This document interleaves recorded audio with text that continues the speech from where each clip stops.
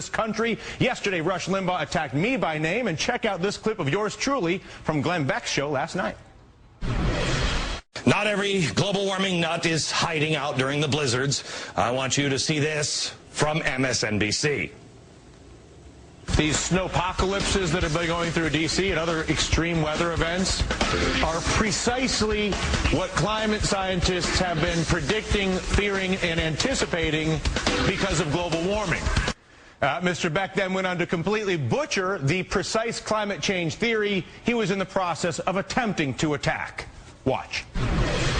Our thermometer needs to start going like this, because apparently the hotter it gets, the colder it becomes.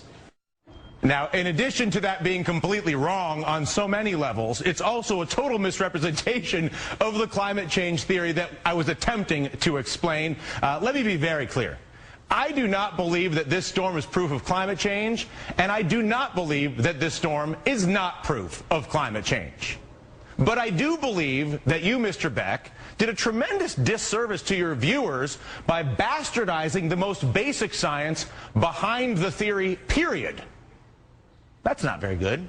But thankfully, guess who else has a chalkboard? So, Mr. Beck, let me try to explain this to you once again.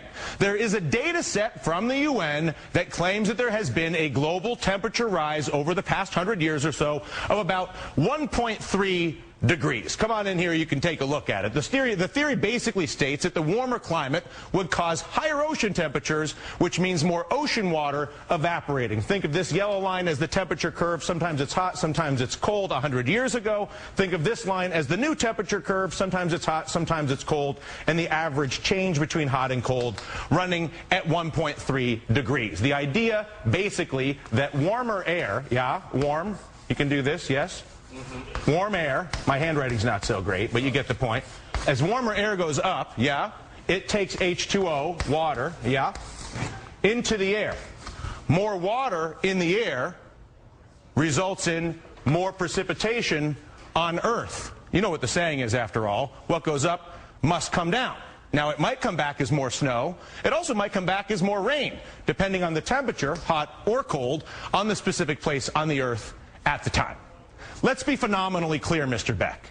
I do not believe this storm is proof of climate change, nor have I ever said as much. My point, very simply, was that strong winter storms like the ones so many in this country have lived through over the past couple of days do not by any stretch of the imagination rule out climate change, as conservatives like Mitch McConnell, Sarah Palin, Rush Limbaugh, and yourself have suggested. At the same time, it is equally dumb for anyone to say that these storms do somehow prove that climate change is actually happening. One thing we can probably agree on, Glenn, is that I think the fear-mongering among many of the climate change proponents, like Al Gore, for example, is completely out of whack with the current body of scientific evidence. To that end, I also covered the reports of climate data manipulation extensively and personally felt like it was a disgusting breach of scientific ethics. But I also know that you can cover the climate change debate without reducing yourself to this level of stupidity, just to have fodder for your lefty-righty games.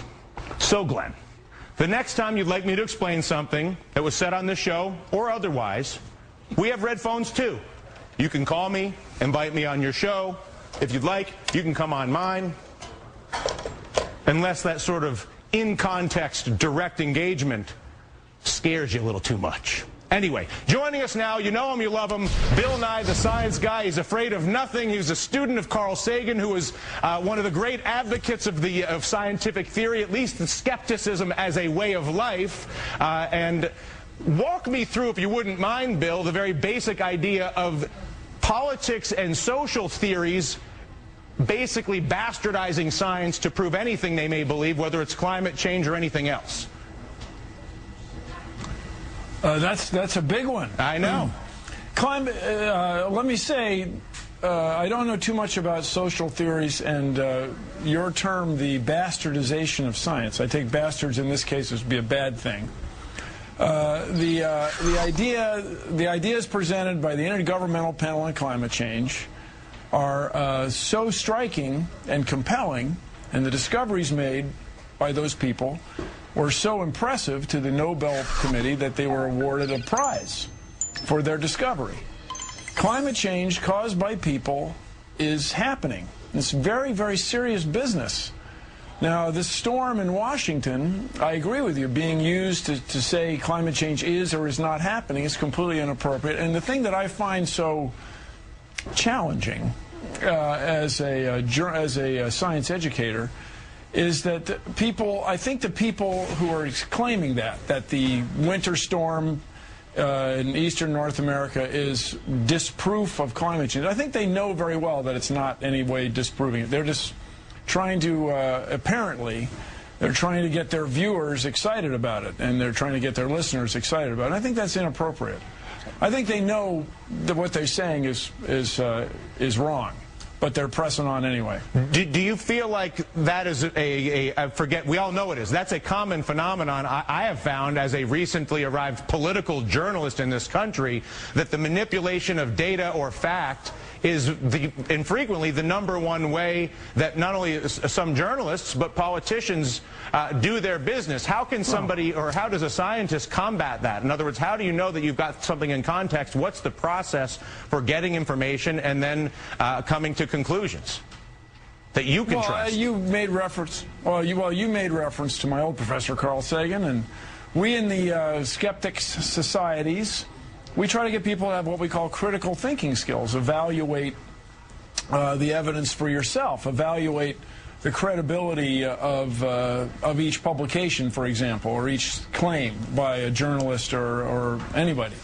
But the thing is, the claims of the Intergovernmental Panel on Climate Change are very compelling. And my big question for anybody who's skeptical of climate change is, say, why are you skeptical? What makes you not believe it? And to my ear, so often it's because the people who have been strident about it have been apparently left of center politically. And so because they're apparently left of center politically, that makes their claims wrong. And that's not a good conclusion.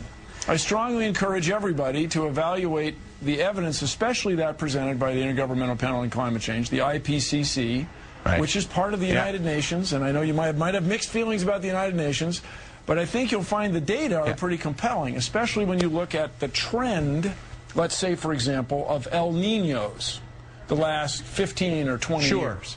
The El Niños are getting warmer and warmer. The La Niñas, the cooling times, are getting shorter and shorter. And so this sort of thing, to those who like to think about the future, is very disturbing. And so to get your viewers and your listeners riled up on something that you know is probably fallacious or almost, well, is probably not very good, is bad for everybody. It's bad for everybody. And because the United States is a world leader in technology and science, it's bad for everybody on Earth. That's my extraordinary claim. Yeah, no, listen, I agree with you, and I appreciate you making the time to talk to me, Bill. I'm a fan, so it's a pleasure. Thank you. Yeah, Bill Nye, the Science.